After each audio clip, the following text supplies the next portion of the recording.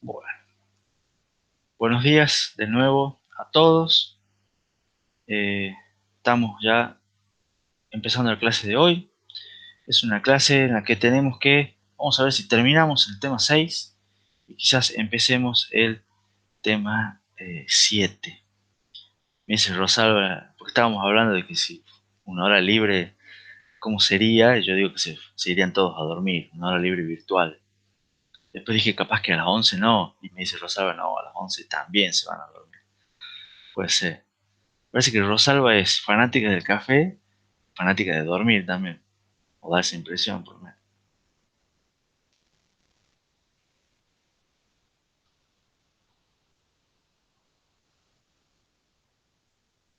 Bueno, arranquemos con la clase de hoy.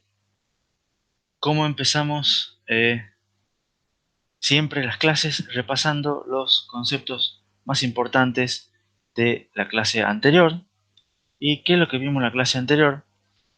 Vimos bastantes detalles relativos a el set de instrucciones de RISC-V. Ya habíamos comentado en la clase previa lo de cuáles eran las celdas de memoria.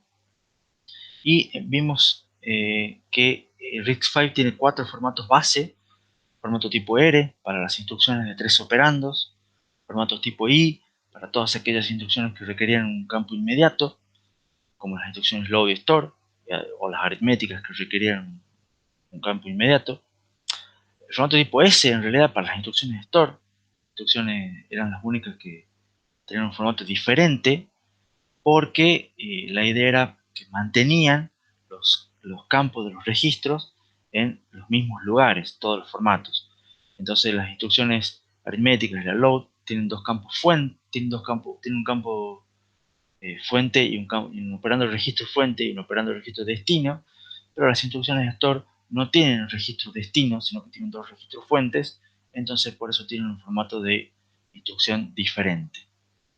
Y estaba el formato tipo U, para las instrucciones que requerían una constante más larga, un campo inmediato por lo menos más largo. Además vimos que había dos formatos adicionales que son utilizados para los saltos. El formato B, que es muy parecido al formato S, y el formato J, que era muy parecido al formato U. ¿Cuál era la diferencia entre esos dos formatos? Es que tienen el campo inmediato desplazado un lugar hacia la izquierda. ¿Se acuerdan? Eso les permitía hacer saltos más largos. O sea, ¿por qué? Porque al desplazar para la izquierda, el valor inmediato lo que hacían era multiplicarlo por 2. Desplazaban un bit hacia la izquierda. Entonces, yo con 12 bits podía saltar como si tuviera 13 bits. O sea, podía saltar más lugares. Todos los formatos del RISC-V son de longitud fija, son de 32 bits, y todos los campos están en los lugares regulares. O sea, siempre el registro de destino está ubicado en el mismo lugar, siempre el opcode está en el mismo lugar, siempre los opcodes son del mismo tamaño para todos los formatos, y detalles así por el estilo. Y vimos que también tenía mucho espacio para crecer. ¿A qué me refiero con mucho espacio para crecer? Que quizá uno piensa que el opcode de 7 bits era limitante, que podía tener 2 a las 7 o 628 instrucciones, pero vimos que no, que RISC-V utiliza espacios que quedan libres, digamos, las instrucciones, y los utiliza como campo función, y esos campos función los utiliza como extensiones del opcode. Entonces, para ciertos grupos de instrucciones les deja un opcode fijo y las divide utilizando el campo función. Inclusive los formatos tipo R tienen dos campos función, uno de 3 bits y uno de 7 bits, lo que le da una enorme flexibilidad para agregar instrucciones siempre y cuando sean de tipo R. Vimos que en realidad el formato base RB32i tiene 47 instrucciones, las cuales son relativamente muy pocas, que son instrucciones simples, son instrucciones que la idea es hacerlas rápidas, y que instrucciones que en general tienen como principio el optimizar el caso más común. En muchas situaciones vimos que si hacía falta dos instrucciones, directamente decíamos, no, hacemos una y de alguna manera nos damos maña con dos instrucciones para hacerlo. No hacemos que haya una instrucción más larga o una instrucción más complicada para que de alguna manera pueda perjudicar a todas las demás. Nos manejamos con instrucciones simples y en el peor de los casos hacemos dos instrucciones. Y después vimos también que para esas situaciones se proveen pseudo instrucciones, que están un poquito más adelante en el repaso, que la idea es brindarle facilidad al programador, pero sin complicar el set de instrucciones. Vimos modo de direccionamiento del RISC-V, que vimos que maneja los cuatro más comunes. ¿Cuáles son los cuatro más comunes? Modo de direccionamiento entre registros, por ejemplo, para las instrucciones tipo R. Modo de direccionamiento inmediato para las instrucciones tipo R, por ejemplo, pero que reciban una constante inmediata. Modo de direccionamiento indexado para instrucciones load y store, en las cuales se calcula la dirección de memoria como un registro base más un desplazamiento que viene en la constante. Y modo de direccionamiento relativo a PC para los saltos.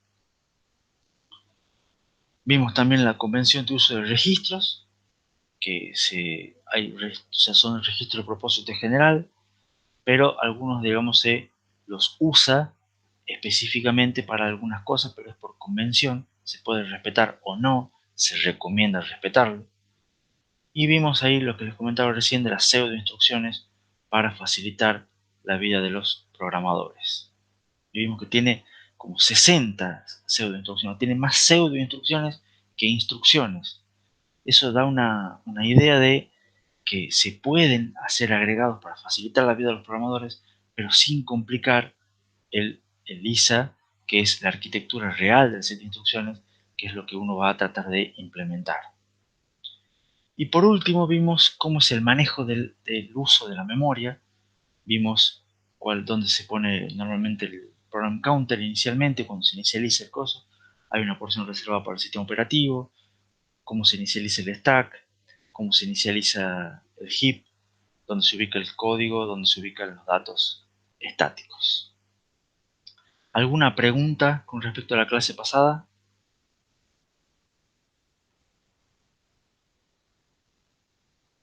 Ya Benjamín estuvo haciendo algunas preguntas antes, digamos. Bueno, arrancamos con la clase de hoy, entonces seguimos con el tema 6. Pero no, hoy vamos a tener nuestro primer quiz. Así que, si no se asusten, va a ser sencillo. Lo que tienen que hacer por lo pronto es, en otra pestañita más, entrar a Classroom. Lo van a ver desde ahí.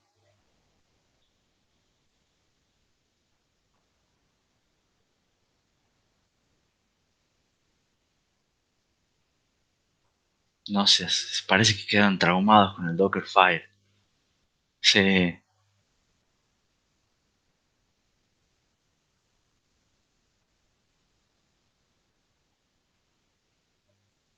¿Dónde debería aparecer, profe, o usted lo va a alargar ahora? yo lo estoy por largar ahora. Estoy poniendo que termine dentro de 10 minutos a partir de las 8:18. No, mañana no, hoy. Ya estoy poniendo mal. Entonces, ustedes si ya están en Classroom, eh,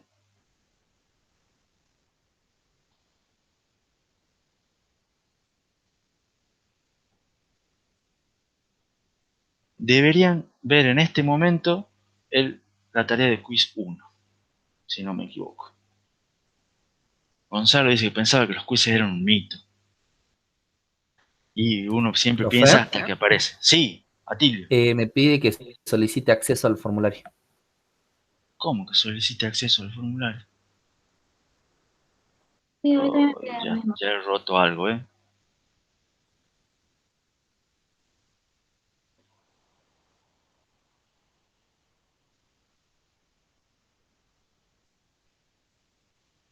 O sea que ninguno puede ver nada.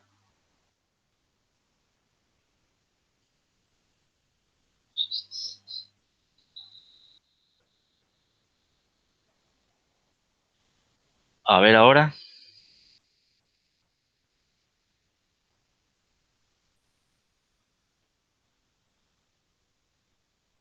Sí, o si Sigo sin ver.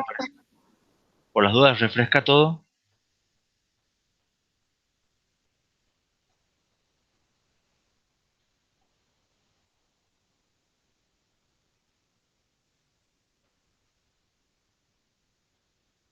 Yo pude, dices. Ahora sí. Ya pude, está bien. Hay un par que ya pueden. Rosario, no te entendí nada de lo que dijiste, pero ¿se puede o no se puede? No, que sí pude. Ah, bien, perfecto. Bueno, son 3 preguntas. A mí me sigue pidiendo acceso, profe. No puede ser. Recarga el caso Control F5. formulario y no se podía.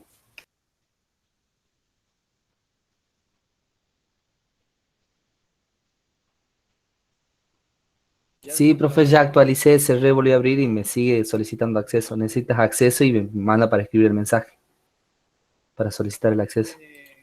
¿Estás con una cuenta de Google?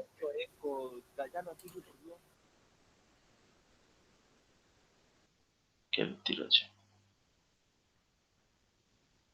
Pero ya la configuración estaba puesto para que restrinja y ya no, digo.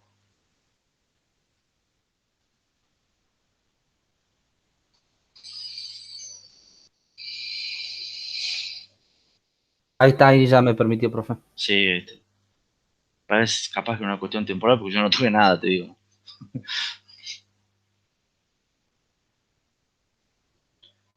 Lo único que les voy a recomendar es que recuerden no solamente enviar el formulario, sino que también tienen que poner tarea entregada en Classroom. Tienen que hacer 2 clics en 2 lugares distintos.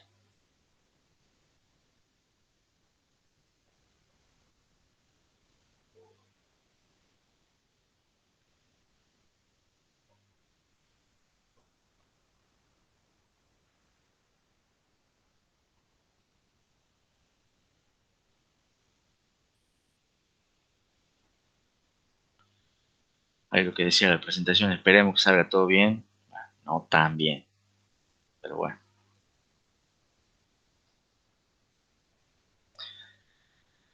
Como les decía, yo mientras hablo, mientras ustedes piensan, son 2 preguntas multiple choice. eh, Simplemente es elegir una opción. Y después una pregunta para que escriban, respondan, pero la idea es que sea una respuesta breve. O sea, una oración corta, se les pregunta para qué se usa, para tal cosa. Y le ponen así y nada más, no quiero que me justifiquen, no quiero que escriban un párrafo entero, simplemente que me digan, sirve para tan, tan, tan, ta, ta, tan. Y se acabó.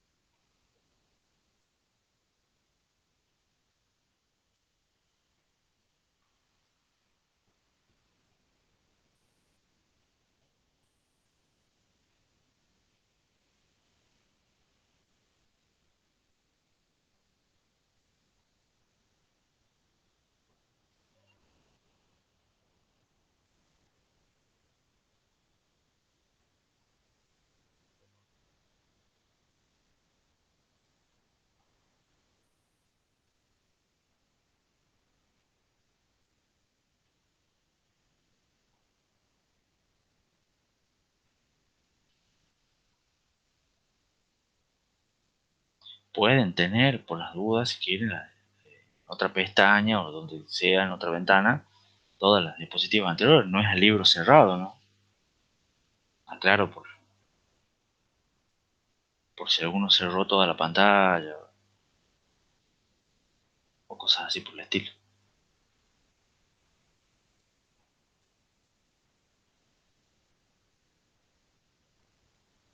pueden hacerme preguntas también, si uno quiere.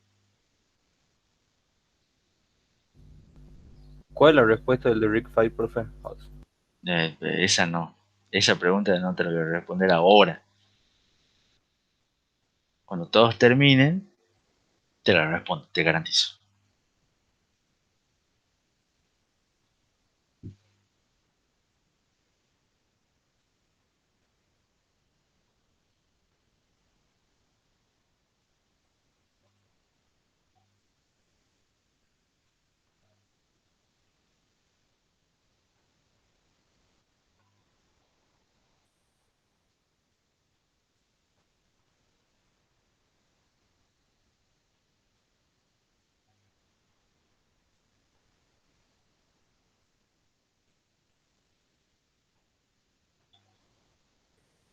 Mirá qué feo momento para Benjamín Boer, que acaba de entrar a clase y se encuentra que están todos rindiendo un quiz. El primer quiz del cuatrimestre. Entonces está medio dormido, medio preocupado por llegar tarde.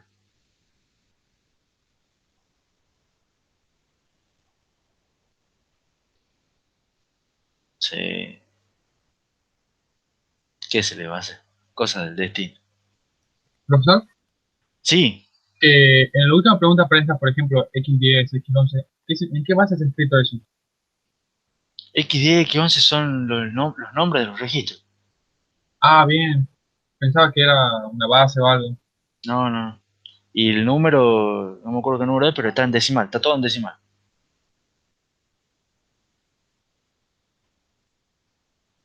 Pero X10 y X11 son los nombres de los registros.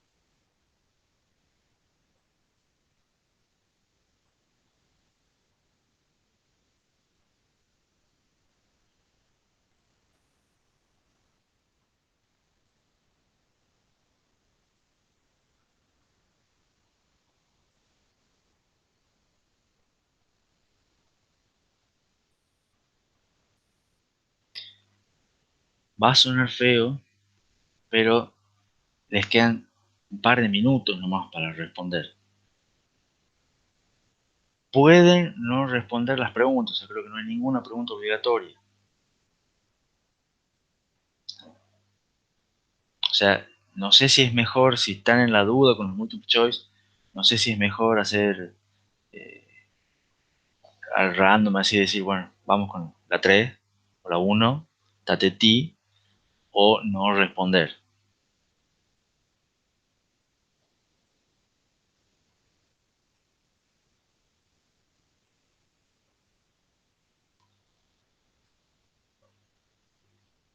Yo puse ahí 10 minutos en Classroom, no sé cuán estricto es Classroom para cerrar este tipo de cosas. No se olviden de tanto enviar el formulario y después poner como tarea entregada. O sea, son 2 clics los que tienen que hacer. Estamos en el último minuto.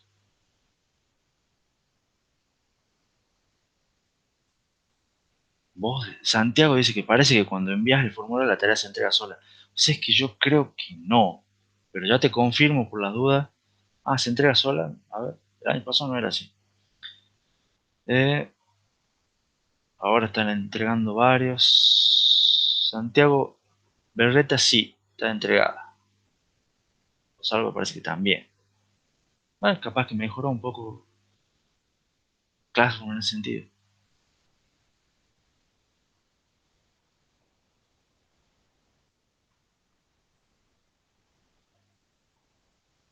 Por las dudas, vayan contestando porque se les va a cerrar y después me van a decir, profe, profe, profe, profe.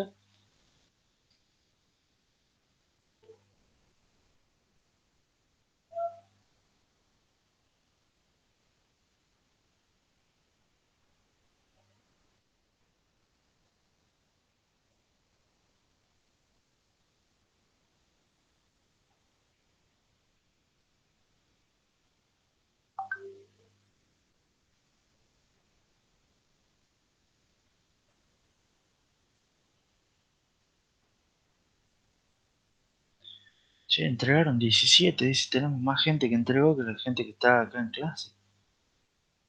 Curioso, ¿eh?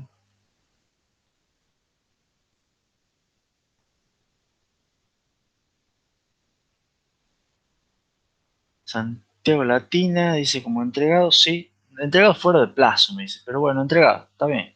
Vale.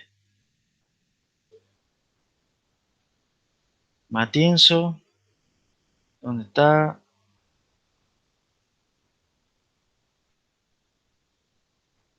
Matienzo no lo veo, che. Matienzo me parece, ya me fijo.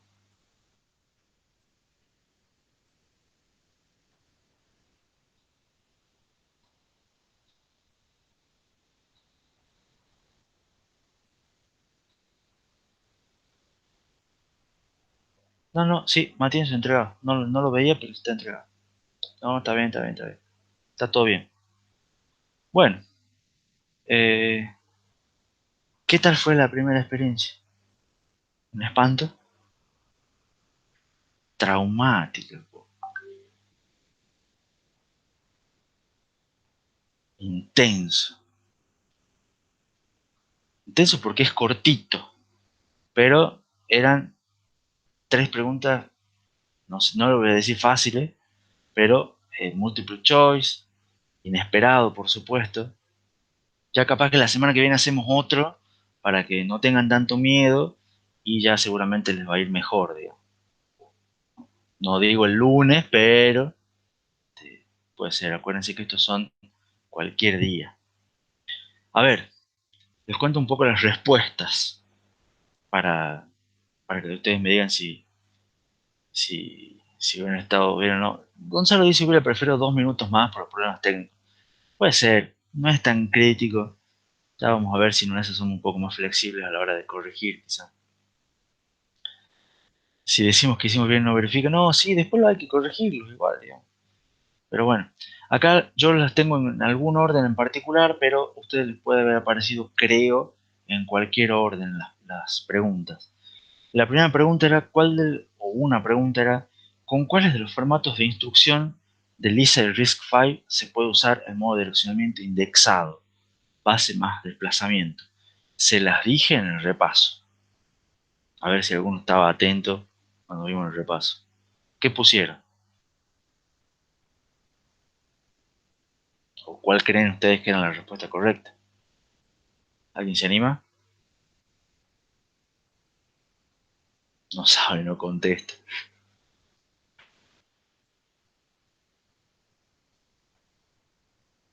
Nadie puso la primera.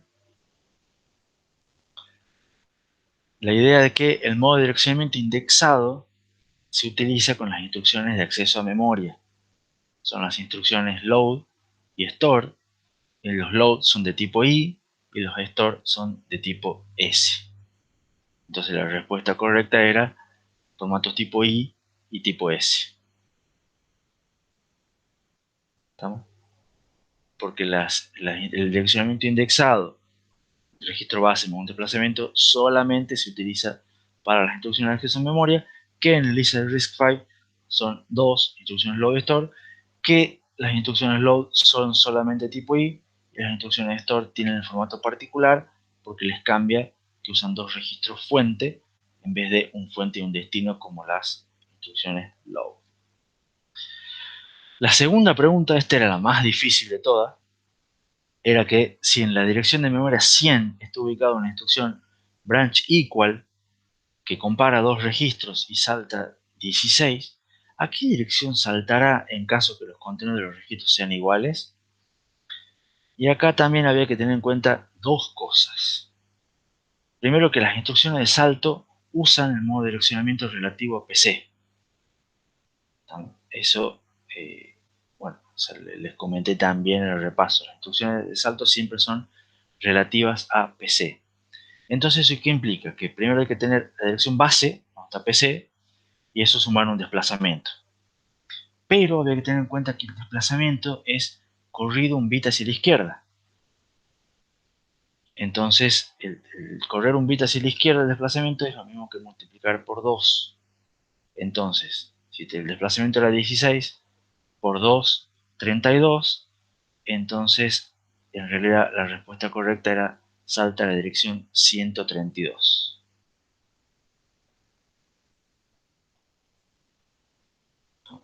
Son detallecitos, pero hay que estar atentos. Y la última es, ¿para qué se usa la instrucción LUI? Que es Load Upper Immediate. ¿Qué pusieron a ver en esta? ¿Alguien se anima?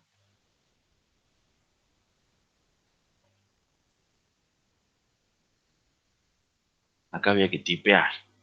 Yo le he puesto que guarda en los bits superiores del registro una constante inmediata.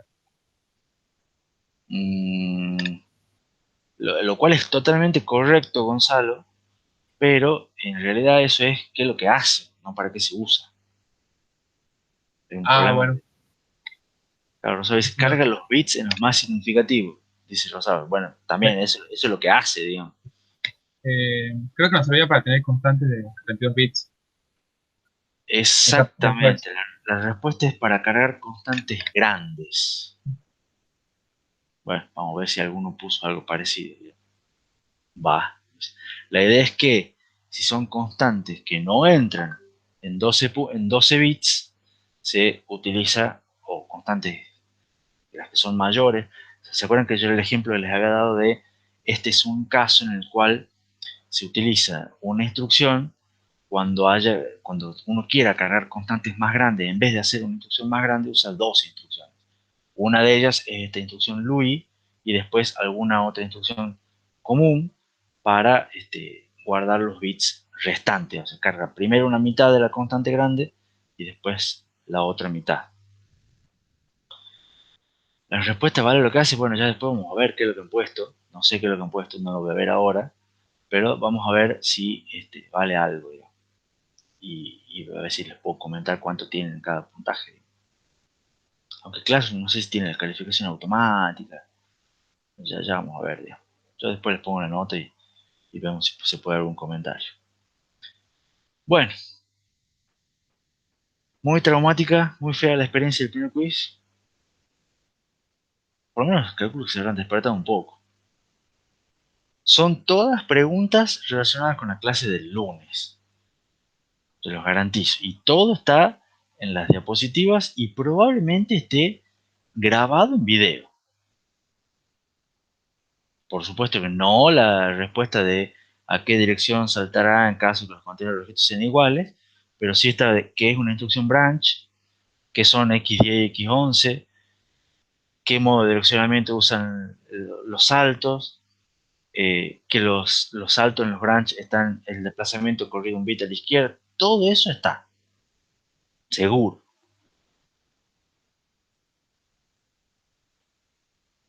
Bueno, seguimos con la clase ahora. O como diría Rosalba, hagamos un recreo, hagamos un desayuno, vamos a dormir, hora libre. Sigamos con el tema 6. El tema 6 tiene por lo menos dos grandes, o lo que falta del tema 6 tiene dos grandes partes de hoy, digamos. Fíjense que ya son las 8:37. Una parte es terminar lo que es el Easy Risk 5, que vamos a tratar de hacerlo hasta el recreo de las 9. Digamos. ¿Qué es lo que nos faltaba ver de Risk 5? ¿Cuál es la convención para llamadas a subrutinas? En general, los llamados subrutinas en RISC-V y que son 6 pasos en general. O sea, estos pasos son comunes en general a cualquier ISA, a cualquier arquitectura, pero vamos a ver cómo se implementan esos 6 pasos dentro de RISC-V. Primer paso es poner los argumentos que va a usar la subrutina en algún lugar donde la subrutina pueda accederlos. Normalmente el paso de argumentos es a través de registros y para eso se utilizan, si recuerdan un poco lo que hemos visto de la convención de registros, estaban los registros A, que son registros que se usan como argumentos. Entonces, cuando ustedes tienen que pasar el tamaño del vector o los dos números enteros que son para la función que se usan, etc., se los pasa como registros y los registros se los pasan, se guardan los valores en los registros A. De esa manera, la subrutina va a poder tomarlo simplemente de ahí.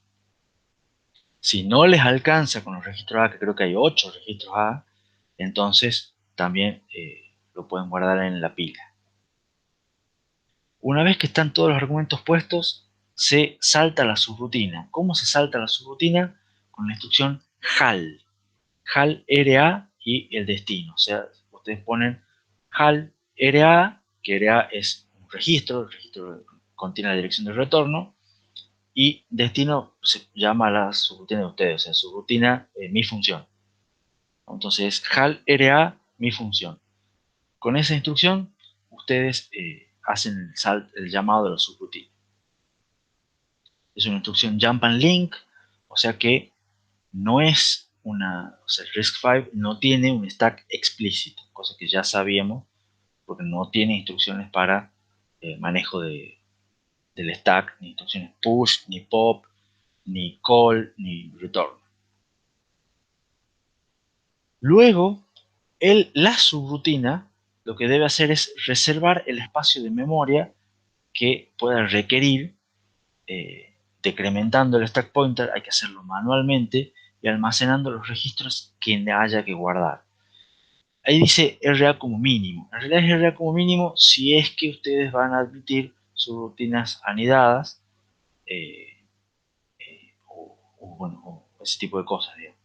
Pero pueden no tener que reservar ningún espacio, porque la subrutina no requiera ningún espacio adicional y no requiera preservar ningún registro. ¿Me explico?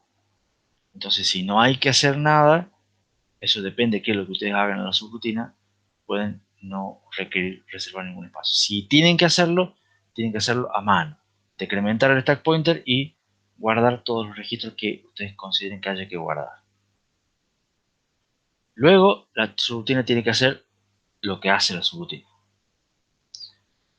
Finalmente, tienen que poner el resultado de la subrutina en algún lugar accesible por el que lo llamó.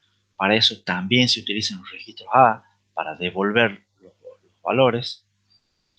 Y tienen que restaurar los registros que guardaron en el paso anterior y liberar memoria. ¿Cómo se libera memoria? Incrementando el stack pointer. O sea, directamente no hace falta un pop, digamos, simplemente volvemos a el stack pointer a lo que, si lo movimos antes, lo volvemos a la posición que tenía antes. O sea, si por ejemplo, queremos guardar 3 registros de 4 bits, entonces sumamos 12, le restamos 12 al stack pointer. En este paso, acá le tenemos que sumar 12 y listo. Dije 3 registros de 32 bits que se quieran guardar. Y después, finalmente, retornamos de la subrutina al punto de origen al que llamó y usamos ret, dice acá. Ret no es una instrucción, es una pseudo instrucción, pero lo podemos usar sin ningún problema. Es más, creo que este HAL también es puesto así, una pseudo instrucción, pero los podemos usar porque son pseudo instrucciones accesibles. Entonces, usamos ret y retornamos a el programa principal o a quien sea que haya llamado a la subrutina. Me pregunta Santiago en el chat, o sea que pierde los bits que deja de apuntar. No los perdés, o sea, simplemente ya los guardaste en memoria, pero después los vas a volver a sobreescribir. No los borrás. ¿Vos te referías cuando movemos el stack pointer? ¿Esa es la pregunta? Ah, bueno, en realidad no es que los liberás, o sea, los liberás moviendo el stack pointer. Los datos siguen estando en la memoria, solamente que para vos ya no existen. Tu stack está vacío. ¿Me explico? Porque vos moviste el stack, moviste el puntero, entonces el stack está vacío. Pero en la memoria realmente los datos van a seguir estando. Solamente que ya no van a ser accesibles para vos. O van a ser accesibles con algún truco, sabiendo que es donde empiezan los hackers en cuestión, digamos. Pero vos tranquilamente los liberás moviendo el puntero. Y además no se borra nada. Es la manera más rápida. No necesariamente la mejor ni la más segura, pero es la más rápida. Profe, ¿y cómo nos damos cuenta cuánto decrementar el stack pointer? O sea, después de que hacemos la subrutina lo decrementamos, ¿o cómo? Vos te das cuenta en el paso 3, vos tenés que reservar el espacio de memoria requerido por la subrutina y guardar los registros que vos necesites. O sea, lo que hay que hacer acá es ver, a ver, mi subrutina, ¿qué es lo que hace? ¿Qué es lo que necesita? Entonces ustedes dicen, no, yo voy a usar 3 registros temporales. Entonces en esos 3 registros temporales no hay que guardar nada. Entonces, ¿qué es lo que voy a guardar? Nada. ¿Se entiende? Ustedes van a decir, no, mi subrutina usa 3 registros temporales, pero yo voy a admitir que puede haber anidamiento o hacer una rutina recursiva, alguna cosa de esas. Entonces, tengo que guardar RA como mínimo, como dice acá. Tengo que guardar RA. ¿Y qué más voy a guardar? Nada más. Solamente voy a guardar un registro. Entonces, ¿cuánto espacio de memoria vamos a necesitar? Bueno, el espacio de memoria necesario para guardar un registro. ¿Cuánto es un registro? 32 bits, 4 bytes. Entonces, ¿cuánto vas a decrementar el stack pointer? En 4. ¿Se entiende? Porque vas a guardar un registro.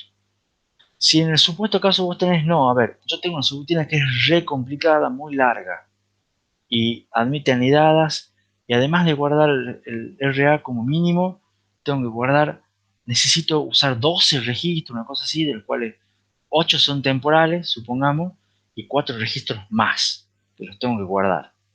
Entonces en total tengo que guardar 5 registros. ¿Cuánto va a ser el espacio de memoria que vos vas a guardar en la subrutina? O sea, ¿cuánto vas a decrementar tu stack pointer acá si tenés que guardar 5 registros? 20. Exactamente. Vas a 5 por 4, 20. Vas a guardar, vas a decrementar el stack pointer en 20. Vas a guardar tus registros en 16 de stack pointer, 12 de stack pointer, 4 de stack pointer, 8 de stack pointer y 0 de stack pointer. Ahí los guardás con modo de direccionamiento indexado. Y después, cuando venís acá, los volvés a retomar a esos 5 registros y decís el stack pointer es stack pointer más 20. Y ya está, liberaste la memoria y después retornás. ¿Se entiende? Entonces, ¿cuántos registros vas a guardar y cuántos vas a decrementar el stack pointer? Depende de estrictamente qué es lo que hace tu rutina. Por eso no hay una regla general.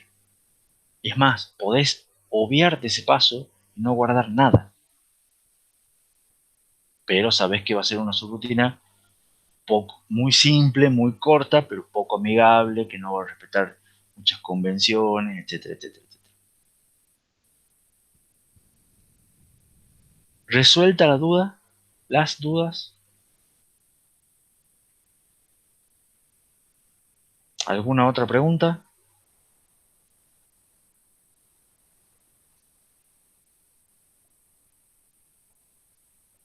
Bueno, les quiero contar ahora un poco sobre una extensión que es un poco diferente de RISC-V, que es la extensión. Sí, por supuesto que voy al recreo, Benjamín, pero en un ratitito más. La extensión C, RB32C. La extensión C es de comprimido, compressed. Es una extensión diferente en el sentido que la mayoría, o sea, todas las otras extensiones de RB32, o sea, la extensión M, A, F, D, ¿se acuerdan? Todas esas extensiones, lo que hacen es agregar instrucciones eh, que hacen cosas diferentes. Esta extensión C no, agrega instrucciones, también por eso es una extensión, pero no es que hacen cosas diferentes, hacen lo mismo, son las mismas instrucciones de RB32I. O sea, que eran 47 instrucciones, bueno, RB32C tiene 46 instrucciones, que hay una que no se puede mapear, no me acuerdo cuál, pero son las mismas instrucciones de RB32I, de la base. Pero la idea es que se mapean a una versión de 16 bits. ¿Profe? Sí, ¿A qué se refiere con mapear? que así como hay una instrucción, vos tenías en la tableta de instrucciones una instrucción add de 32 bits con el formato tipo R, bueno, vos vas a tener una instrucción add la misma instrucción, pero va a ser en un nuevo formato. Vos tenés la instrucción branch equal en RB32i, vas a tener la misma instrucción branch equal, pero con un nuevo formato. Vos tenés la instrucción LUI ¿cómo se llama? En RB32i, vas a tener la misma instrucción LUI, pero con un nuevo formato. ¿Se entiende? Son exactamente las mismas con un mapeo 1 a 1. Lo que va a cambiar son los formatos, porque antes ustedes tenían formato de 32 bits y ahora va a haber formatos de 16 bits. Los cuales, quédense tranquilos, sobre todo Benjamín, no les voy a explicar los formatos de 16 bits. Simplemente que lo que antes eran 32 bits ahora no van a entrar. Claro, o sea, va a ser otra cosita porque va a ser todo más chico de 16 bits. ¿Está? Entonces, cada instrucción de la base tiene una versión equivalente en la extensión C. ¿Se entiende? Eso es que hay un mapeo, que es 1 a 1. O sea, hay una instrucción de la base, una instrucción que no va a ser exactamente igual porque va a tener otro opcode y otras cosas, pero va a ser un equivalente en la extensión C. ¿Cómo hacen para las mismas instrucciones que necesitaban 32 bits? Bueno, meterlas en 16 bits. Lo que hacen es tienen que tomar algunos compromisos y tienen que decir, bueno, algunas cosas no se van a poder hacer. Por ejemplo, no accedo a los 32 registros. O sea, las instrucciones de la extensión C acceden únicamente a 10 registros. Los más populares que se les dice cuáles son y son esos los que se puede usar. No se puede usar todos los registros. O sea, acceden solamente a 10. Además, sobrescriben un operando, porque en esta extensión C utilizan 2 operandos, no 3. Entonces hay un operando que es fuente y destino al mismo tiempo, y se sobrescribe. ¿Está? Y además usan las constantes más pequeñas. O sea, no tienen la misma cantidad de bits para las constantes, van a tener constantes más chicas, porque no entran. Obviamente, como está puesto ahí, definen nuevos formatos de instrucción.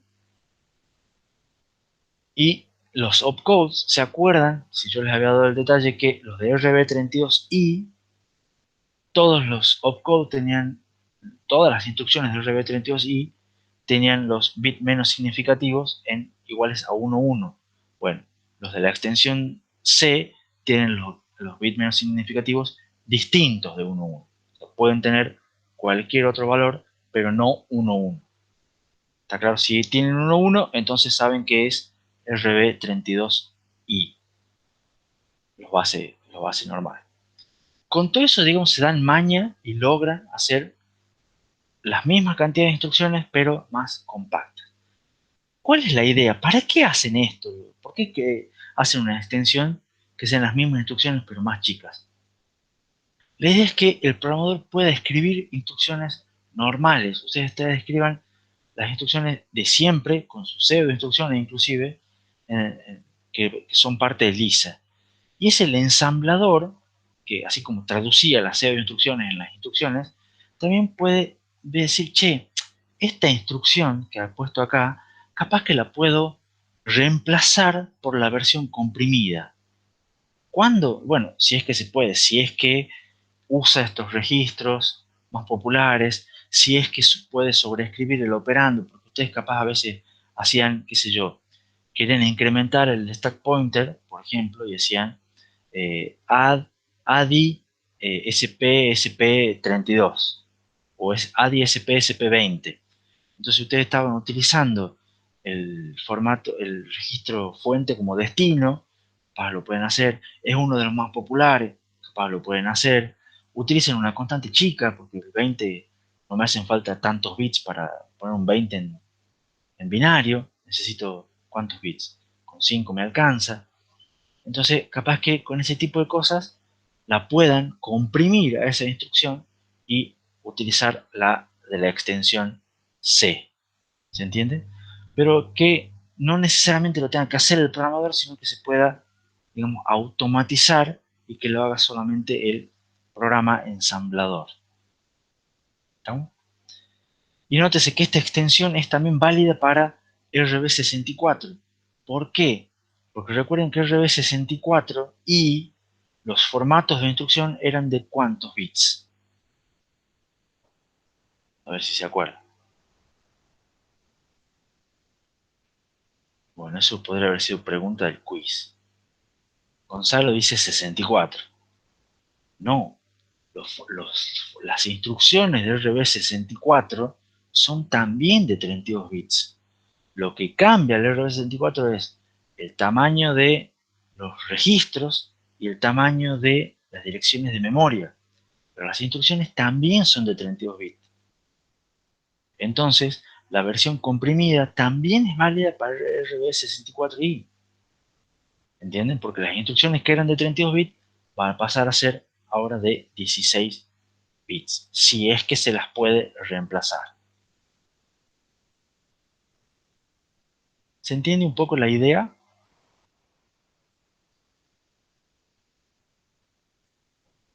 Entonces, ¿para qué sirve? O sea, ¿cuál es el chiste?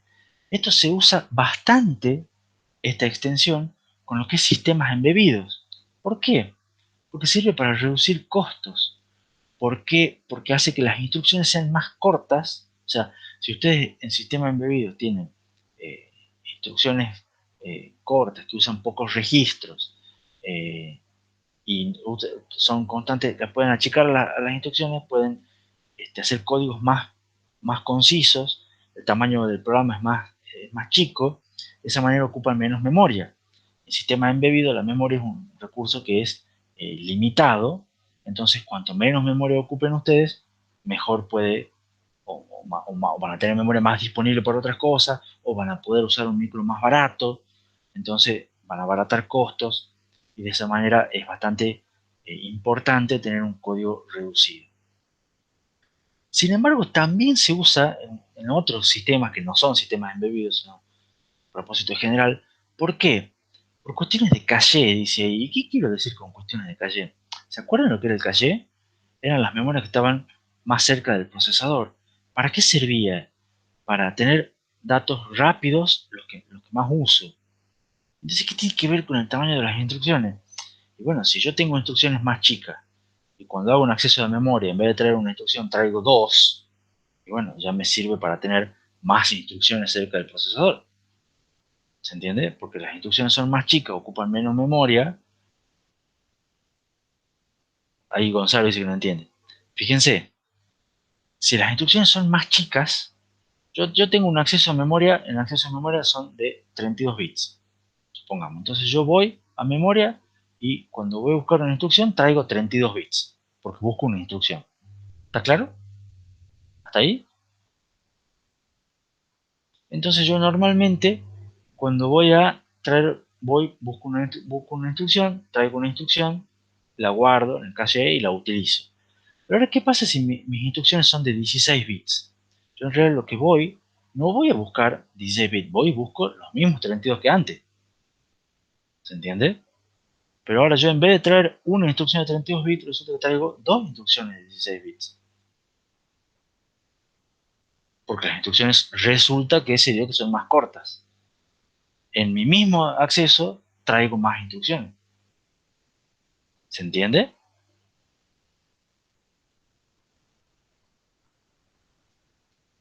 Entonces, de esa manera, yo, digamos, ejecuto una instrucción, pero la otra instrucción ya la tengo, mágicamente. Entonces, por cosas como esa, es mejor, digamos, también tener instrucciones más cortas, para que me entren en un mismo espacio, digamos, más instrucciones. O imagínense, si ustedes tienen un caché de, supongamos, 1 MB, ¿cuántas instrucciones pueden entrar? Bueno, si son todas de 32 bits, divido 1 MB en 32 bits y me entran tantas instrucciones. Pero si yo divido 1 MB en 16 bits, me entran el doble de instrucciones.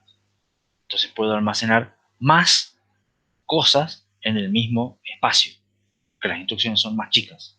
Ese es el concepto, digamos. Me alcanza, el cajón me alcanza para guardar más cosas, porque las cosas que quiero guardar son algunas más chicas. tengo calzoncillos grandes y calzoncillos, o camisas más grandes y camisas más chicas, por ejemplo, las que son fit y ese tipo de cosas.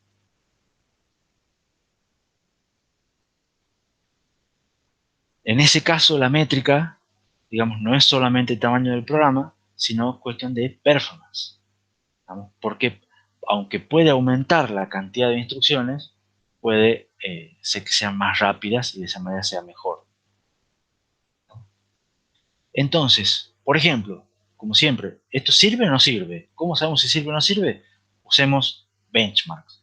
Se usa un benchmark ahí de spec que yo les conté y la idea es que cuando se utiliza la extensión I, digamos, y la extensión C, en promedio para varios programas se buscan 3 bytes por instrucción. O sea, fíjense que no se usa ni, o sea, cuando se usa la mezcla, es como que sean mitad y mitad de instrucciones de 32 bits, de 4 bytes, y mitad de instrucciones de 16 bytes, o sea, de 16 bits de 2 bytes. Entonces, en promedio se buscan 3 bytes por instrucción, nos ahorramos un 25% de espacio usando la extensión comprimida. Fíjense, otros ejemplos acá tienen unos grafiquitos en los cuales se compara RB32C contra el normal, RB32 normal, y con otras arquitecturas como x86, otras arquitecturas de ARM. Fíjense acá está Thumb2, que es la que ustedes usaron en sistemas con micro, y en general ven que la densidad, digamos, del código, el tamaño del código es la misma en RISC-V que con ARM. O sea, son códigos pequeños, concisos, hechos para ahorrar espacio. Y que en general ahorra, a veces más, a veces menos, con respecto a otras arquitecturas. Y lo que tiene de bueno esto es que como funciona también para la arquitectura de 64 bits, también permite ahorrar espacio en la arquitectura de 64 bits, cosas que Thumb2, por ejemplo, no existe para la arquitectura de 64 bits, para la arquitectura solamente de 32 bits. Esto es simplemente una cuestión marketinera. Entonces, en general, genera un código pequeño. Ahora, la pregunta que uno se puede hacer es, bueno, si en general hace el código menor, o sea, genera menos código, un código más chico que todos los otros ISA, ¿por qué no usamos siempre la extensión C?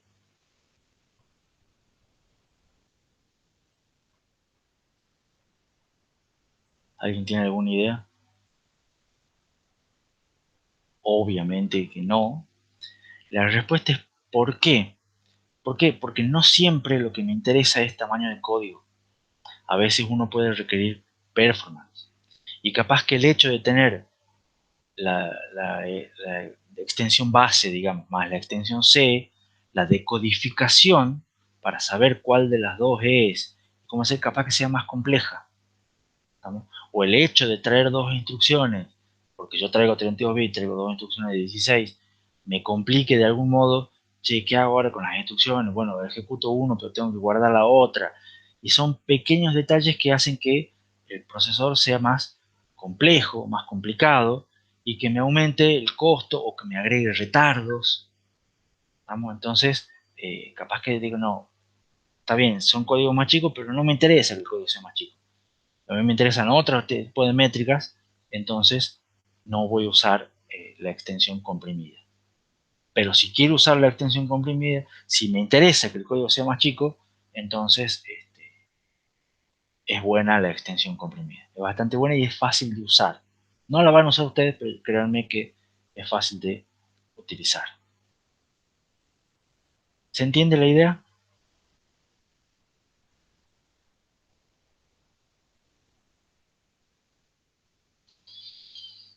Otros ISA también tienen instrucciones comprimidas y la idea es siempre la misma: proveer un formato de instrucción que sea alternativo para una misma funcionalidad, quitando bits, porque hay que achicar de alguna manera. Entonces, ¿cómo hacemos para quitar bits?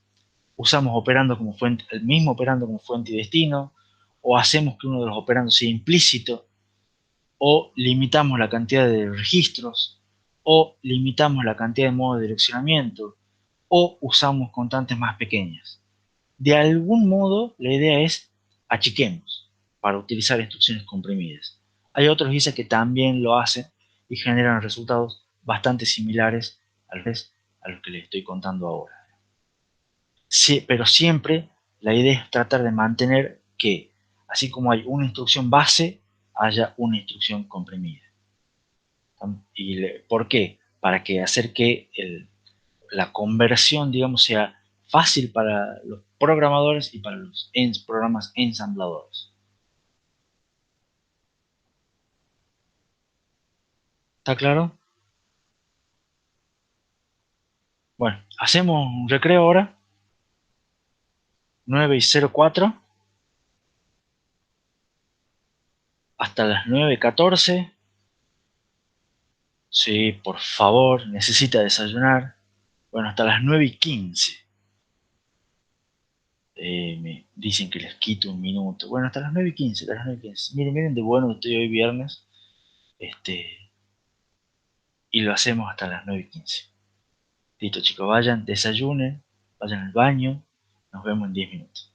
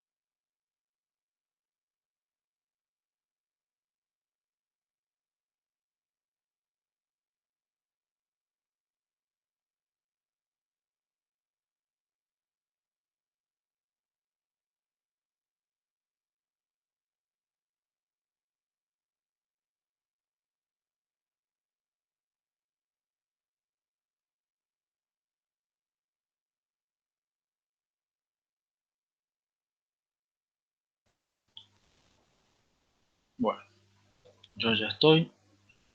No empezamos todavía con la clase, pero si alguno quiere alguna consulta o pregunta, ya estoy disponible.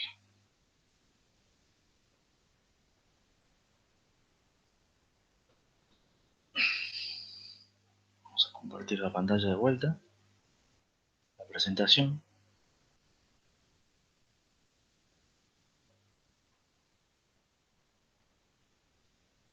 Ya se debería estar viendo.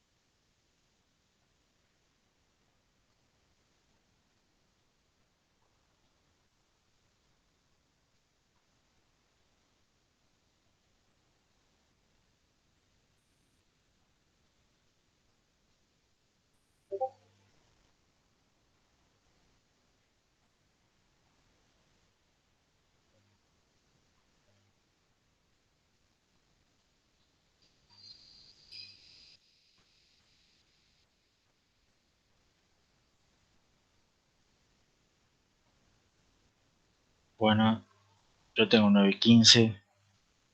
Ya no lo estoy robando ningún minuto. ¿Estamos todos como para volver?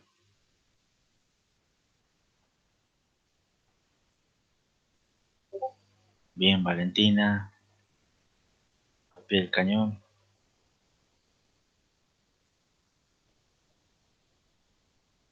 Ya, Gonzalo dice casi me duermo. Claro, ya un minuto más fue demasiado. Ya estábamos relajándonos de más. Bueno, volvamos con... Rosario dice que físicamente sí, pero mi mente está en otro plano astral. ¿Por qué, Rosario? Tan aburridas son mis clases.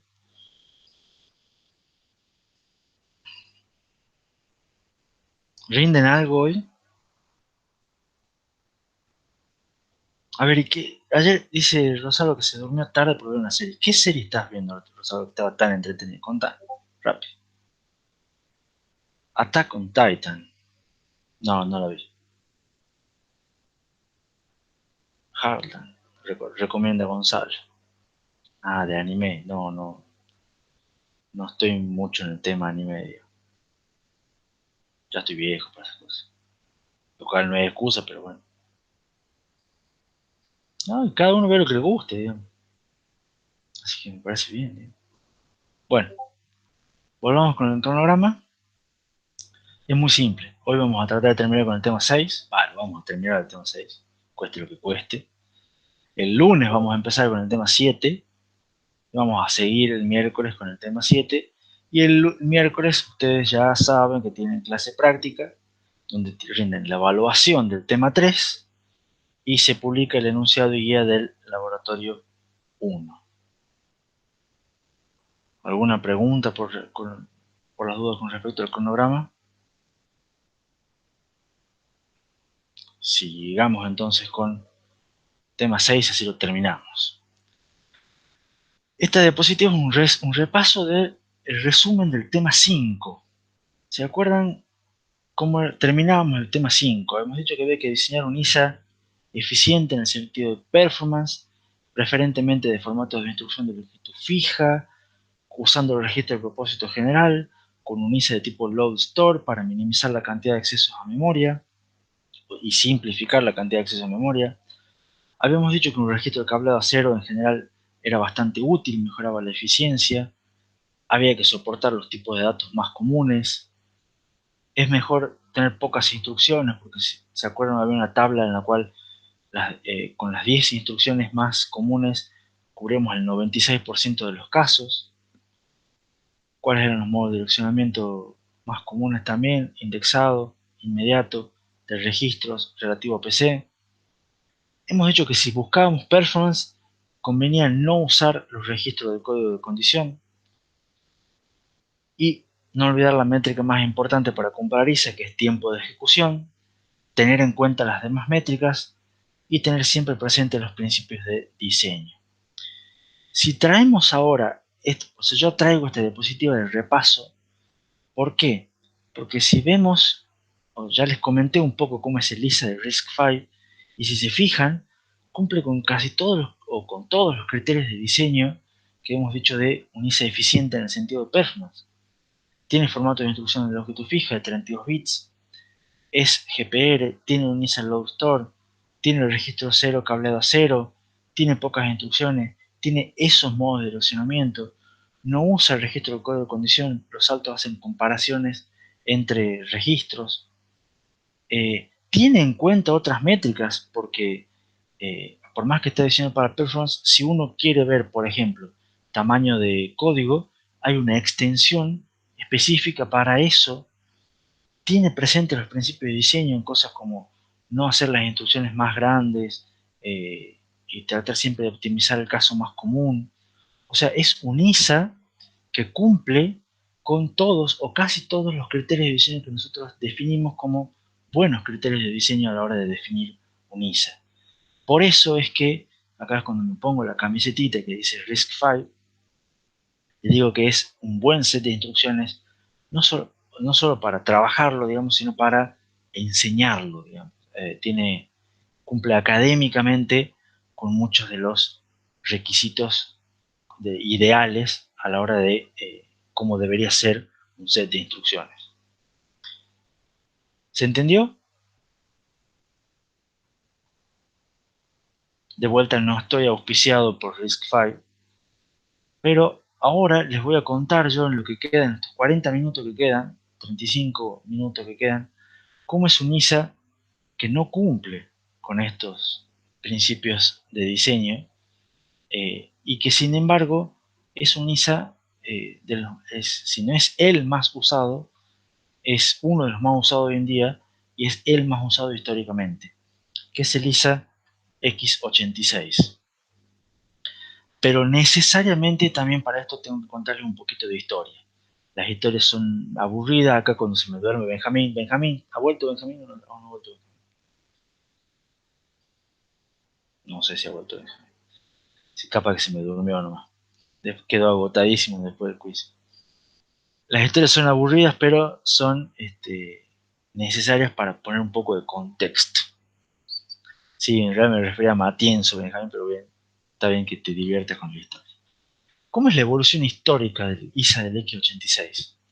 Surge allá lejos y hace tiempo, cuando ni yo había nacido todavía, con el procesador 8080, el primer microprocesador de 8 bits. Este microprocesador era un ISA de 1 operando, era un ISA que usaba un acumulador, un registro de propósito específico, y además tenía re poquitos registros. ¿Por qué? Porque en aquella época eran carísimos los registros. Si vos querías poner registro en el procesador, era muy, muy caro. Entonces tenía muy pocos registros. Después, como les empezó a ir bien, tenían más plata, compraron, hicieron un poco más pusieron un poco más de plata, lo hicieron un poco más grande el procesador, y ya lo hicieron de 16 bits en vez de 8 bits, pero era casi el mismo, mantenían los registros, y empezaron a agregar instrucciones. Acá es donde empezó, digamos, a conocerse lo que era la era de los sets de instrucciones complejos. Dijeron, che, podemos agregar más instrucciones y empezaron a agregar. Y sacaron en el año 78 el procesador 8086. Después agregaron un coprocesador con más instrucciones, en caso para instrucciones para puntos flotantes. Fue el 8087. Después agregaron direcciones, o sea, el procesador seguía siendo de 16 bits, pero dijeron, che, nos vamos a quedar corto con las direcciones de memoria. Porque se acuerdan, yo les dije que uno de los errores que es muy difícil reponerse es cuántos bits asignar a las direcciones de memoria. En algún momento se los dije yo eso. Entonces hicieron las direcciones de memoria más grandes y agregaron un montón de cosas que tenían que ver con el manejo de la memoria. Esta MMU es unidad de manejo de memoria. Pero rápidamente se dieron cuenta de que se iban a quedar cortos igual.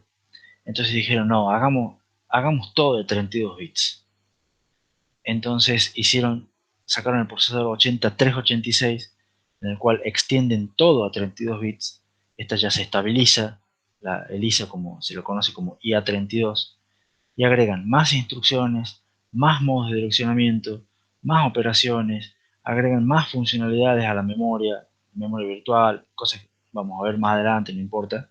Pero fíjense que en general ya han pasado 10 años y lo que se viene haciendo es agregar, ampliar, pero siempre era basado en lo que ya teníamos antes. En 1989 agregan el procesador 486 y agregan pipelines por primera vez, agregan cachés por primera vez.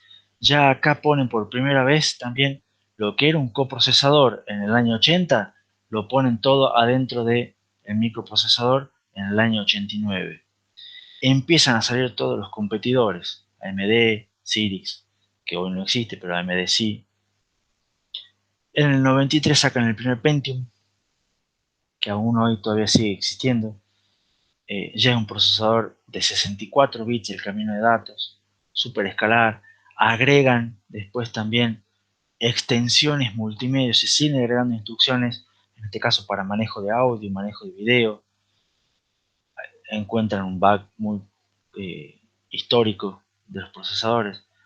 Salen más procesadores en el año 95, en el año 97, con nueva microarquitectura, otro en el 99, 23, donde siguen agregando extensiones, agregan registros. Sale el Pentium 4 en el año 2001.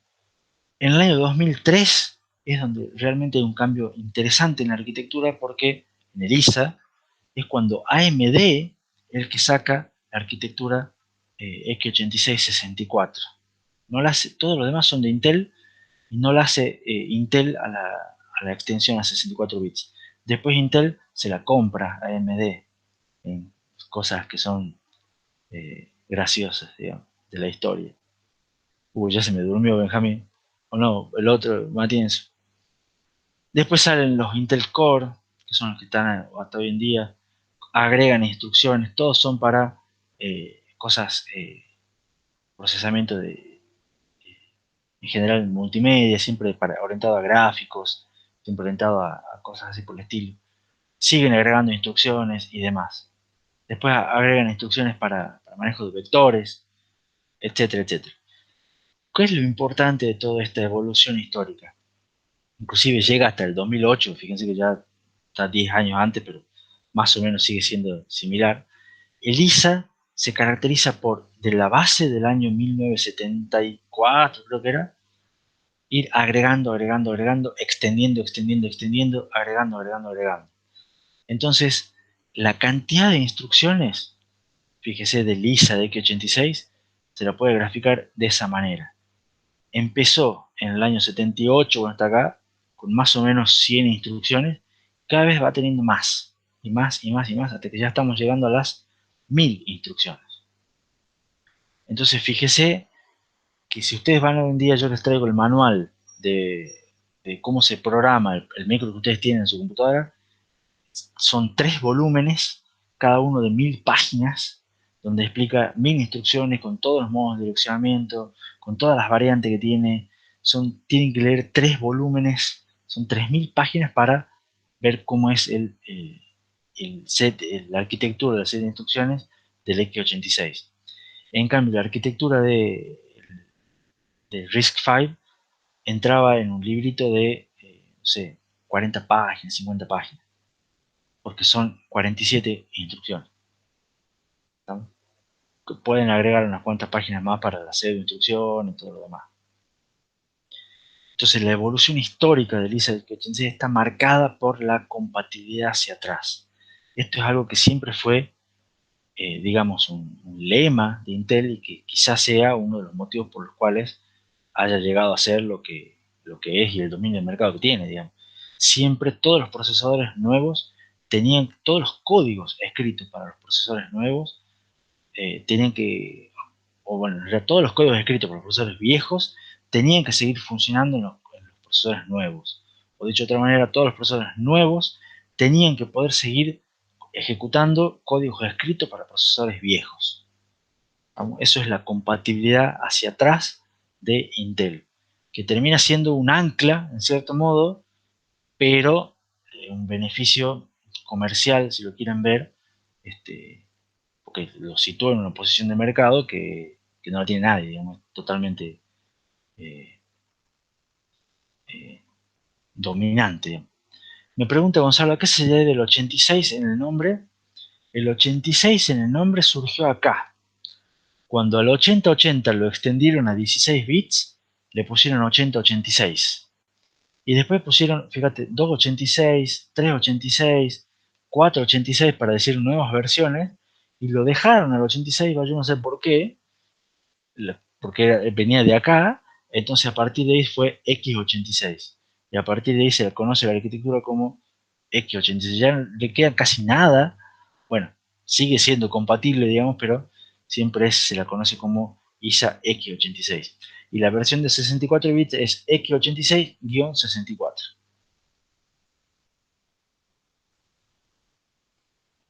Pero de ahí salió de cuando lo hicieron a 16 bits, digamos. No sé exactamente por qué. Y bueno, de vuelta, el hecho de que sea compatible y que sea una cuestión que tienen 1000 instrucciones, muy largo, todo lo demás, bueno, no lo hace que no sea un éxito. O sea, a la larga, este ISA es uno de los dos dominantes hoy en día, y todo el que escriba programas para ser usado en PC, en notebooks, en servidores, de alguna manera escribe compiladores y todo lo demás para todos la computadora que tiene usted en su casa seguramente tiene un procesador x86 y la mía también. Eso es indudable.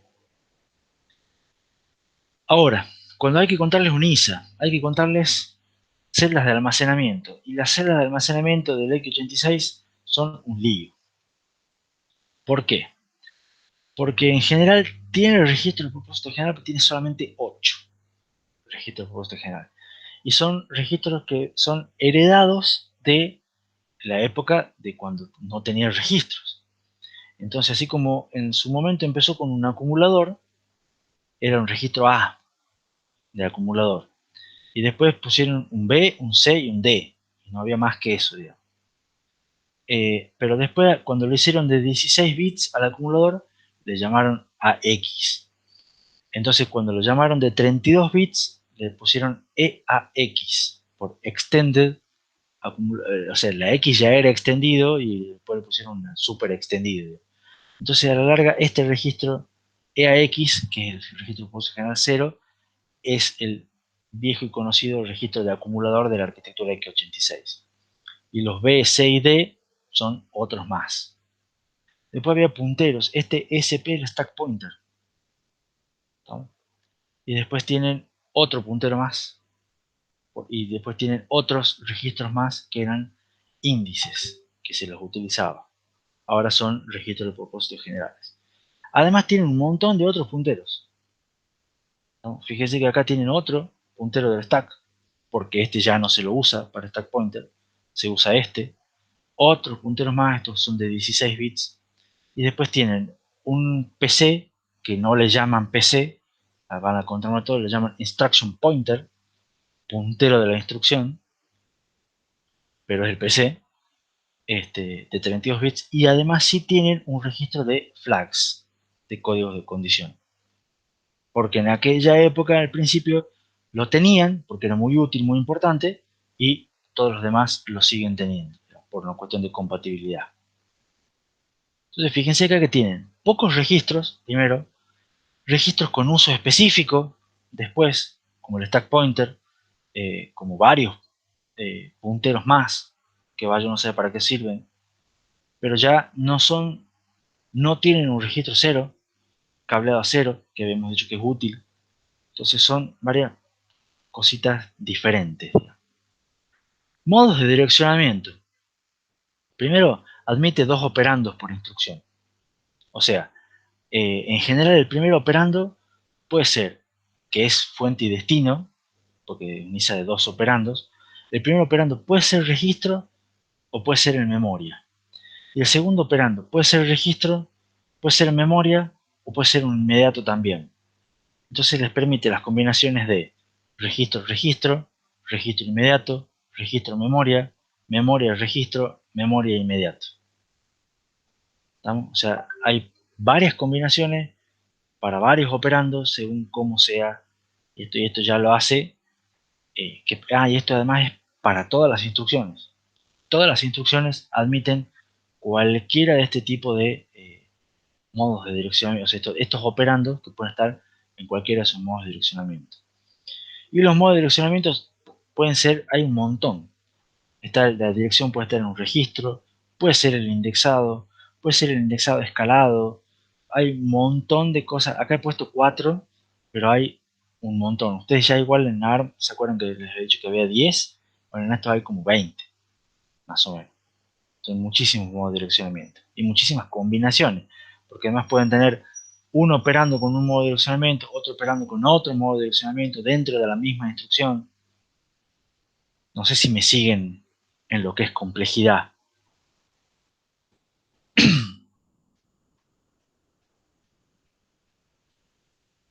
O se me durmieron todos.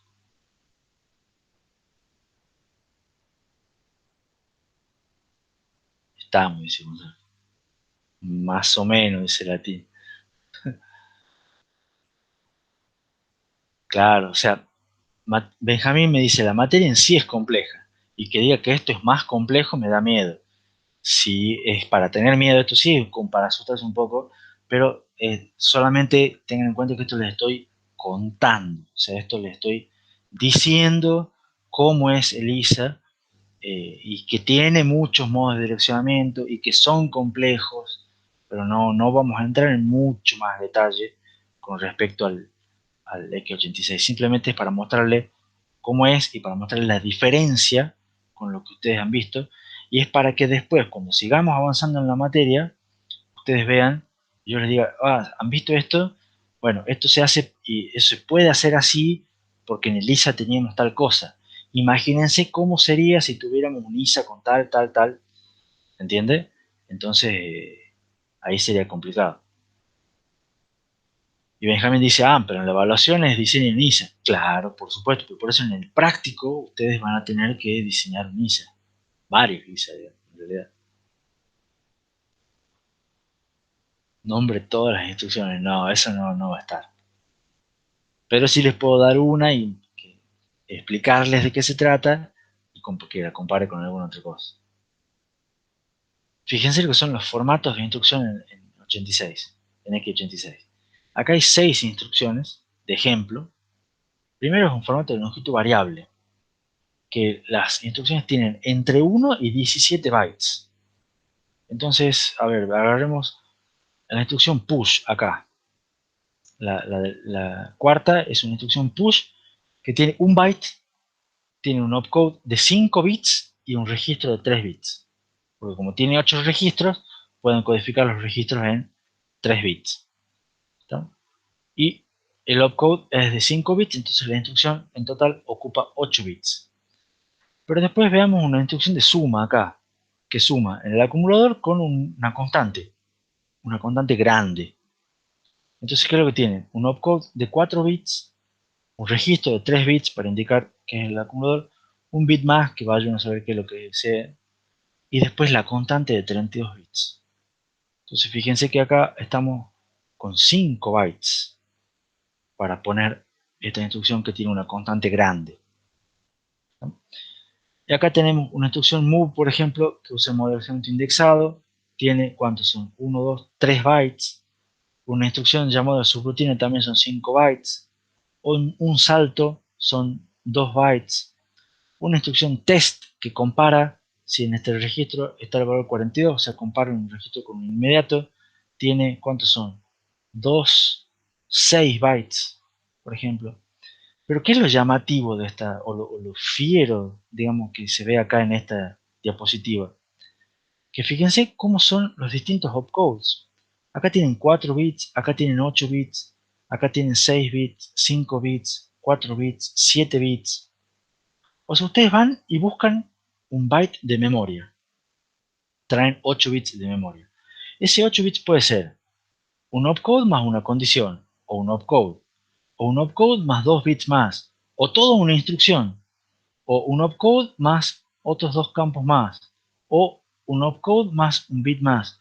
O sea, fíjense que, claro, lo que me dice Valentina, la decodificación es compleja. Ustedes van y traen 8 bits y tienen que ver qué son esos 8 bits. Si es una instrucción completa, bueno, listo, la decodifican y la ejecutan. Si es un pedazo de una instrucción, bueno, tienen que traer el resto. ¿Cuánto es el resto? Y bueno, va a depender de lo que decodifique. O sea, primero va a ser traer un byte, ver de qué se trata y de ahí traer el resto de bytes.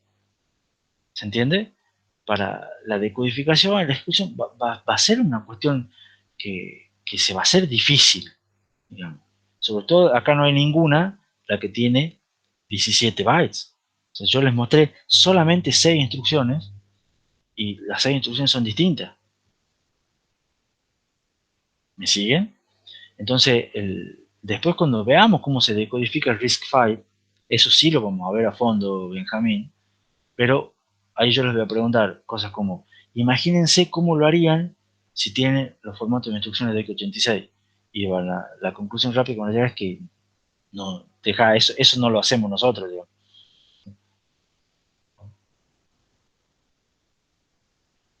¿Está la idea? Entonces, en general, el x86 es un set de instrucciones que es muy complejo y muy difícil de implementar. ¿Cómo lo hacen? La idea es que el hardware tiene, o sea, cuando llega una instrucción y la va a decodificar, la traduce. Y la traduce a microoperaciones simples. Esas microoperaciones son parecidas a las instrucciones de RISC-V que nosotros estamos viendo. O sea, el, el hardware, el procesador, cuando llegan las instrucciones, trata de ver, che, ¿cómo lo podemos hacer esto de manera simple? ¿No? Entonces, si la instrucción ya de por sí era simple, se convierte en una microoperación. Y si la instrucción es compleja, bueno, serán varias microoperaciones.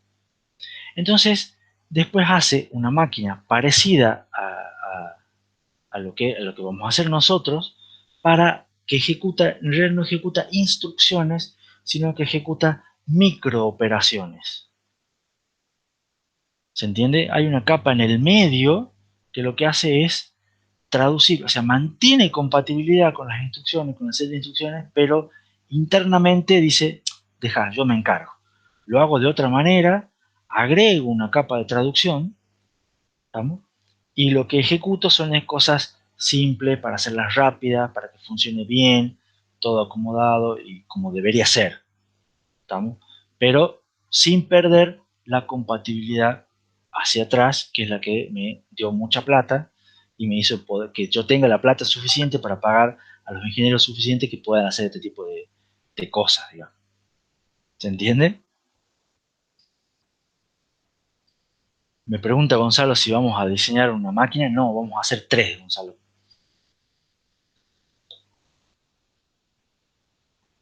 Es más, y vamos a hacer con variantes, vamos a hacer un montón. Pero tranquilo, tranquilo, ahora estamos viendo el X86. Entonces, por supuesto, como ellos ya en su momento tuvieron mucho éxito, se hicieron totalmente dominantes, bueno, hoy en día son una empresa o son empresas que tienen la capacidad de poder hacer este tipo de cosas, digamos. Entonces, pueden darse maña y se dan maña, digamos, para que realmente los procesadores sean rápidos, sean buenos y sean eficientes. En general, los compiladores tratan de evitar lo que son las instrucciones complejas. Tratan de siempre tratar de utilizar instrucciones simples y tratar de que después se van a reemplazar por una sola microoperación. ¿Estamos? Y fíjense que en promedio, con el mismo benchmark que les comenté recién, un procesador de Intel emite 1,14 microoperaciones por instrucción. O sea que en realidad sí utilizan estas instrucciones que son de varias, pero están bastante cerca de que sea una instrucción y una microoperación. Ahí en el chat han quedado sorprendidos, parece, de que yo no les diga que vamos a hacer una máquina, sino vamos a hacer 3. Vamos a hacer más de 3 en realidad, porque van a tener variantes. Y no, si es en serio, Benjamín, no es un chiste, pero vamos a ir paso a paso, lo vamos a tomar con calma. Y el lunes arrancamos, así que no se preocupen con eso. Sí, Rosalba, Rosalba dice es intenso el cursado. Sí, sí lo es. Pero ya van a ver que no es tan difícil como suena hoy en día, digo. Es más, estamos cerca de que ustedes lleguen y digan, terminemos la clase, vayan a almorzar con la familia y digan, mamá, hoy aprendí cómo diseñar un procesador. Cosa que no cualquiera lo dice, digamos. Pero bueno, no es ese el tema de hoy. ¿Dudas sobre el X86? ¿Sobre la implementación del X86 que les estoy contando?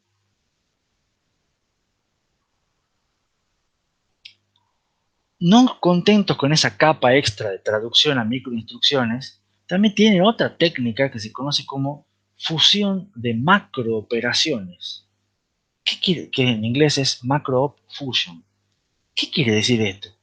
Que a veces tienen varias instrucciones de lisa, del set de instrucciones, que dicen, mira, vos en realidad tenés estas 2 o estas 3 instrucciones, que lo que vos querés hacer con estas 2 instrucciones es esta otra instrucción simple. Entonces cambian 2 instrucciones de lisa por una única microoperación, o sea, al revés, digamos, de lo que les comenté en la diapositiva pasada. ¿Estamos? Dice, a veces se tiene unos 2 o 3 instrucciones que en conjunto hacen una cosa. Entonces dicen, bueno, saquemos estas 2, que son 2 instrucciones, y las reemplacemos por esta única microoperación. O sea que la traducción ni siquiera es lineal. O sea, a veces hasta optimizan cosas en ese sentido. Utilizan esta técnica que se conoce como fusión de macrooperaciones. Por ejemplo, el tema de las comparaciones y los saltos. O sea, ustedes han visto que en RISC-V tienen una instrucción de salto que compara 2 registros. Bueno, esa no existe en el X86. Y tampoco existía en el ISA del thumb que ustedes vieron. Tenían primero instrucciones que operaban y después instrucciones que saltaban con los flags. ¿Se acuerdan? Entonces, lo que hace ahora algunos los procesadores del X86 es, si ven una comparación y un salto, lo unifican todo en una instrucción de salto con comparación, en una microoperación de salto con comparación. Y el objetivo es reducir la cantidad de instrucciones efectivas, o sea, de microoperaciones que realmente se ejecutan. Y de esa manera anda más rápido el procesador. También, por supuesto, se reduce la cantidad de bytes que son buscados desde memoria. Porque tienen menos instrucciones. ¿Preguntas?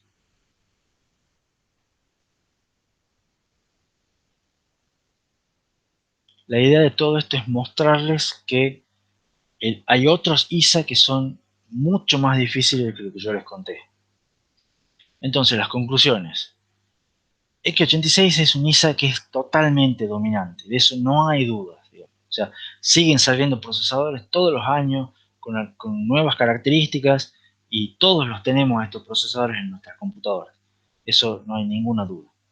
Sin embargo, es una arquitectura que es muy compleja. Longitud de instrucciones variables, operando como que sobrescribe los operandos, uno es fuente y también es destino. Los operandos pueden estar en memoria, o sea, no es un ISA low store.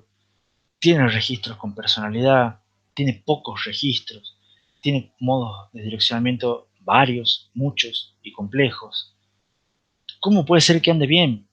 Funciona porque las instrucciones que más se usan se implementan con buena performance como microoperaciones y porque los compiladores ya a esta altura del partido pusieron mucho esfuerzo en hacer compiladores y dicen, este tipo no sabe programar, yo le corrijo el código y lo hace, evitan las porciones lentas de lisa. Si ustedes ponen una instrucción que demore mucho, se las va a reemplazar por alguna otra cosa, y el compilador directamente optimiza un montón de cosas. Entonces hay una frase popular que dice que lo que a la arquitectura x86 le falta en estilo, le sobra en cantidad, lo cual logra un buen diseño en la verdadera perspectiva. ¿Cuál es la verdadera perspectiva? Que realmente esto funciona. Y son buenos procesadores, están muy bien hechos y logran hacer, o sea, porque tienen muy buena performance. Ahora, ¿cómo lo hacen? Y sabemos ciertos lineamientos genéricos y el resto está bajo todas las llaves de que hay que trabajar en Intel para saber cómo lo hacen exactamente, pero la realidad es que lo hacen y funciona y bien. Así que en ese sentido es un buen diseño, por más que no cumpla casi, perdón, no cumpla casi ninguna de las reglas ni de los principios de diseño que yo sugerí en el tema anterior. ¿Se entiende la idea?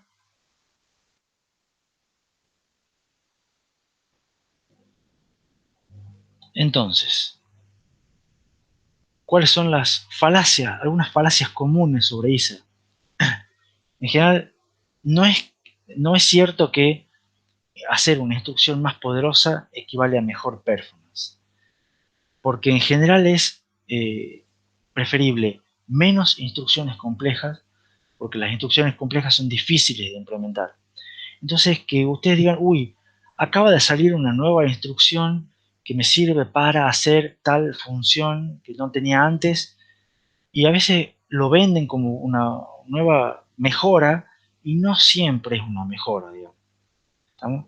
Hay que ver realmente qué es lo que hace, hay que ver si realmente es una mejora, hay que ver si los compiladores la usan a la nueva instrucción. Entonces, que ustedes saquen o vean un anuncio de, uy, salió el procesador nuevo que agrega ciertas instrucciones para mejorar, no sé si necesariamente mejora. Hay que siempre medir. ¿Y cuál es la métrica para ver si mejora o no mejora? A ver si hay alguno despierto. Bien, Santiago, tiempo de ejecución. Bien, Rosada, tiempo de ejecución.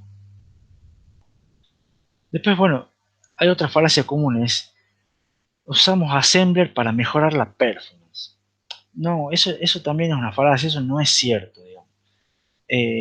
¿Por qué no es cierto? Porque en general los compiladores nuevos son bastante buenos, digamos. Saben bien cómo los procesadores que tienen y optimizan bastante el código y es muy difícil que un programador escriba código en ensamblador mejor que lo puede hacer un compilador. A veces, para ciertos casos, ocurre, pero en general los compiladores son bastante buenos, digamos.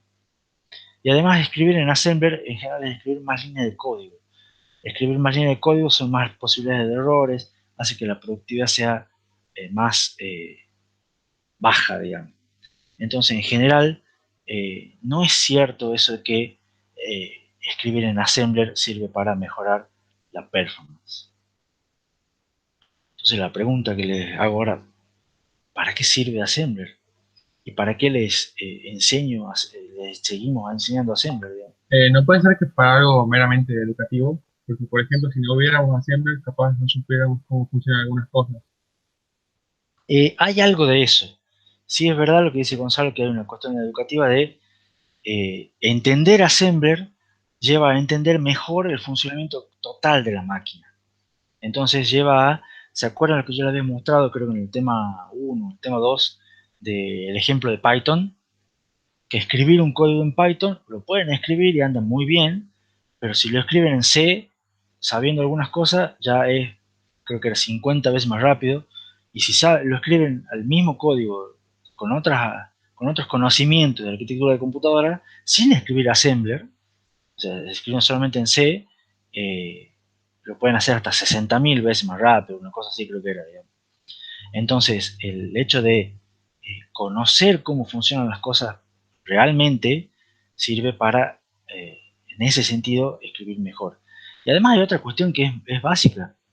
Yo digo que los compiladores modernos son bastante buenos, pero alguien tiene que escribir los compiladores. O sea, los compiladores no los hace un mago, los hacen programadores también. O sea, esos programadores que escriben compiladores tienen que saber lenguaje ensamblador. ¿Entienden? Entonces, no es solamente una cuestión didáctica.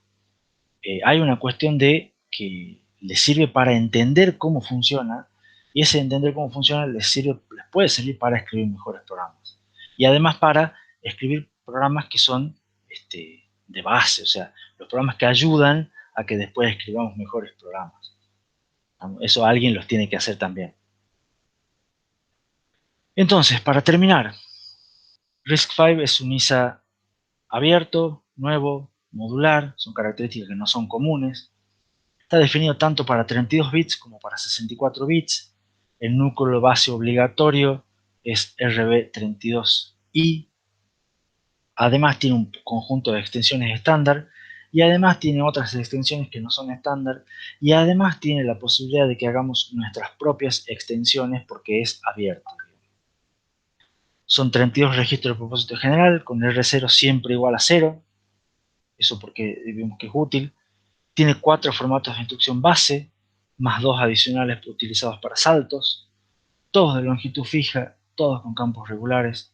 Tiene mucho espacio para crecer porque utiliza los campos función como extensión de los opcodes. Tiene pocas instrucciones simples, rápidas, en total son 47 en la base, 47 instrucciones. Implementa los modos de direccionamiento más comunes. Se complementa con aproximadamente 60 pseudo instrucciones que facilitan la vida a los programadores. Hay una convención de uso de registros. Hay una convención de llamadas subrutinas que es recomendable respetar las dos.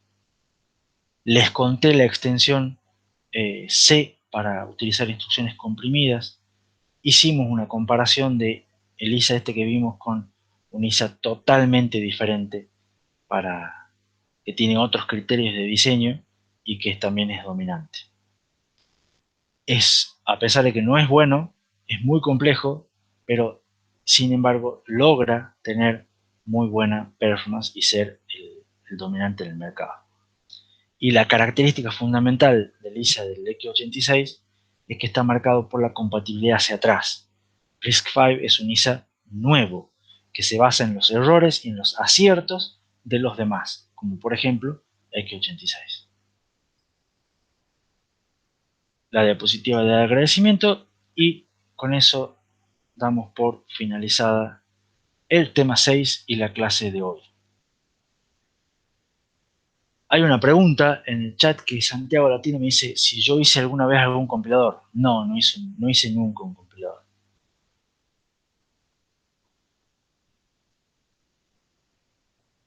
No sé si eso responde a la pregunta. Pero no crean que es tan difícil como suena, digamos, pero o sea, es cuestión de sentarse y hacerlo, digamos. Es un proyecto grande, sí. Sí. O sea, podría ser un trabajo final, por ejemplo. Yo no sé si le veo mucha utilidad hoy en día porque son cosas que ya están medio hechas, pero se puede hacer. Es más, no solamente medio hechas, sino que también son abiertas. GCC también es código abierto, creo que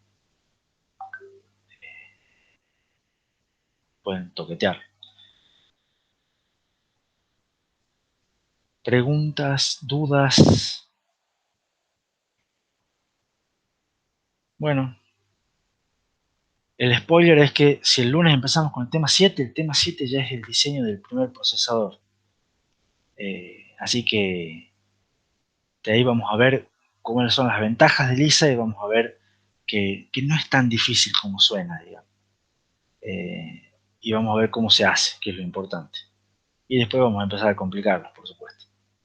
Pero no les voy a spoilear tanto, sino que les voy a decir que tengan un muy buen fin de semana, que traten de cuidarse, traten de no salir tanto, porque está complicada la situación, se está volviendo a complicar la situación, pero traten de igual pasarla bien. Y descansar, estudiar arquitectura de computadoras, y nos vemos el lunes a la misma hora por el mismo canal.